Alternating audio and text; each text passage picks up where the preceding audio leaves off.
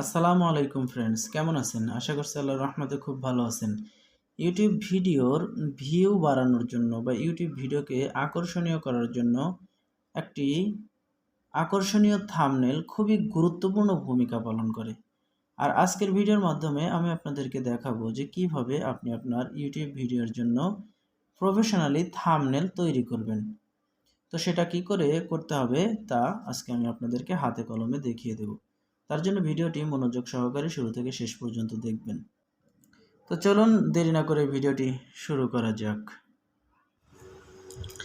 তার জন্য সর্বপ্রথম আপনাকে আপনার ফোনে থাকা কাইনমাস্টার অ্যাপ্লিকেশনটি ওপেন করে নিতে হবে।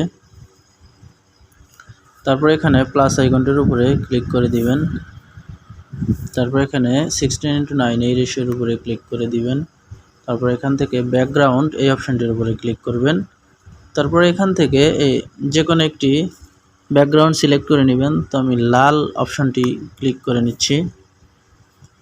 তো তারপরে এখানে আসার পরে লেয়ার অপশনটির উপরে আবারও ক্লিক করবেন। তারপর এখান থেকে মিডিয়া,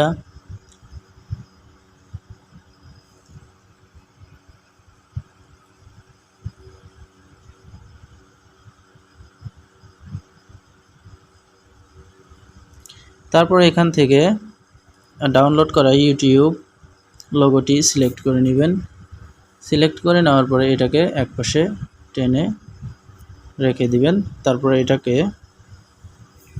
ওকে করে দিবেন। ওকে করে দেওয়ার পরে লেয়ার অপশানে আবারও ক্লিক করবেন। ক্লিক করে এখানে টেক্সট অপশনটির উপরে ক্লিক করে দিবেন। তারপরে আপনি যেই ভিডিওটি বানাবেন সেই ভিডিওর অনুযায়ী এখানে থাম্বনেলে লেখাটি লিখবেন। তো আমি আমার মতো করে লিখে নিচ্ছি।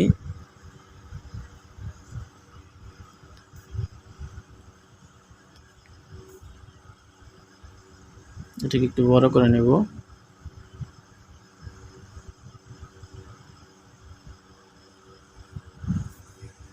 তারপর ওকে, আবারও টেক্সট, এখান থেকে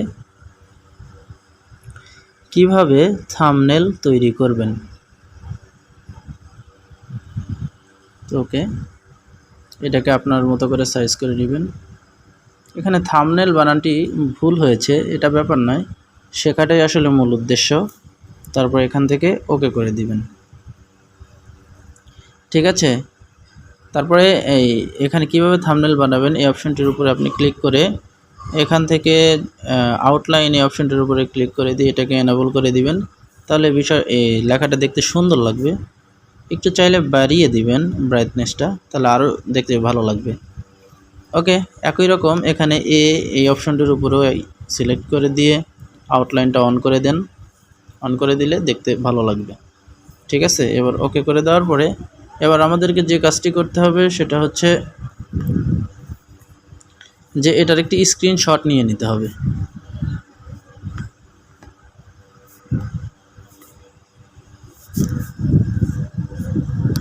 তো স্ক্রিনশট নেওয়ার জন্য আমাদেরকে এখান থেকে স্ক্রিনশট অপশনটিতে ক্লিক করে ওকে সেভ করে দিবেন। সেভ করে দেওয়ার পর জাস্ট আমরা এখান থেকে বেরিয়ে যাব। বেরিয়ে যাওয়ার পরে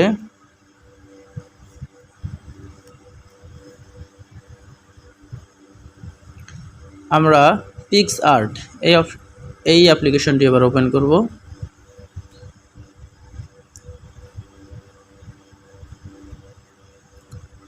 পিক্সআর্ট অ্যাপ্লিকেশনটি ওপেন করার পরে এখান থেকে স্টার্ট এডিটিং, দেখুন এইখানে যেটা আমরা স্ক্রিনশট নিয়ে নিয়েছি ওটা নেব। নেওয়ার পরে এখান থেকে জাস্ট টুল এই অপশনটির উপরে ক্লিক করে দেব। তারপরে ক্রপ এই অপশনটির উপরে ক্লিক করব। ক্লিক করার পরে জাস্ট এটাকে আমরা আমাদের প্রয়োজনীয় অংশটুকু বাদ দিয়ে দেবো। ওকে, বাস এটা এই দিক থেকে। তারপরে ওকেতে ক্লিক করে দেব। ক্লিক করে দেওয়ার পরে এবার এই যে ডাউনলোড অপশনটি এইখানটার উপরে ক্লিক করে দিলে এটা ডাউনলোড হয়ে গেল। ঠিক আছে। তো এটাকে ডোন্ট সেভ অপশনটির উপর ক্লিক করে আমরা এখান থেকে বেরিয়ে যাব। তারপর এটাকে যদি আপনি আপনার ফাইলে পেতে চান তাহলে এখান থেকে ক্লিক করে দিবেন। ক্লিক করে দেওয়ার পরে এখানে দেখুন এই যে পিক্সআর্ট এই অপশনটির উপরে ক্লিক করে দিলেই এই যে এখান থেকে আপনি পেয়ে যাবেন।